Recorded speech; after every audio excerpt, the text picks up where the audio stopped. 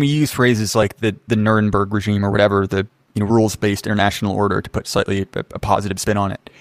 It again is an extreme stigmatization of conflict. And the idea is that conflict in itself is illegitimate. It is only something that can be done by a sort of criminal conspiracy if it is against a quote-unquote legitimate state, right? Two first world, can't fight.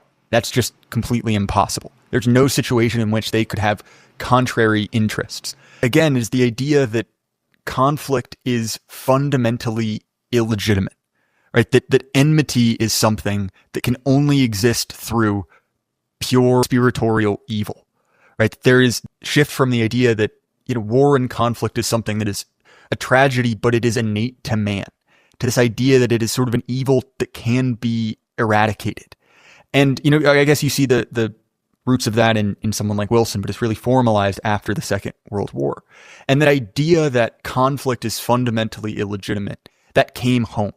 The idea that masculinity and conflict are essentially tied to fascism and by extension to ultimate evil as embodied in a prominent Austrian fellow.